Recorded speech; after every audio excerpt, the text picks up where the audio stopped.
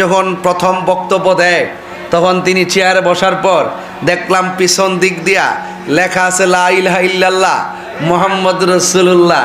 আমি তখন বুঝতে পেরেছি রাষ্ট্রতন্ত্রে গুরুত্বপূর্ণ জায়গা থেকে বড় একটা জবাব হয়ে গেছে। কথা কন ঠিক না বেঠিক? আছে কি না বলেন? না দেখলে আপনারা খোয়েন, আমি দেখছি কি কইতাছি, আমি যা দেখি তাই কই বাজান।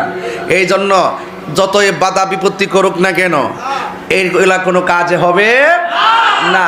এখনো বলি ফিরে আসো বন্ধু, ফিরে আসো, দরজা খোলা আছে। এই জন্য লা ইলাহা ইল্লাল্লাহ মুহাম্মাদুর আমাদের কালিমা, লা ইলাহা ইল্লাল্লাহু মুহাম্মাদুর সাল্লাল্লাহু আলাইহি ওয়াসাল্লাম। এতে কোনো সন্দেহ আছে? তো এই জন্য বেহেশতের গেইটে গেইটে আল্লাহ নামের পাশে নবীর নাম এবং তওবা নামক গাছের পাতার মধ্যে আল্লাহ নামের পাশে নবীর নাম। শুধুমাত্র তাই নয়, হুরদের চোখের মনির মধ্যে এক পাশে আল্লাহর নাম আর এক পাশে নবীর নাম। এবং হাদিস শরীফের মধ্যে আছে একদম সোজা লা ইলাহা ইল্লাল্লাহ মুহাম্মাদুর রাসূলুল্লাহ। এটা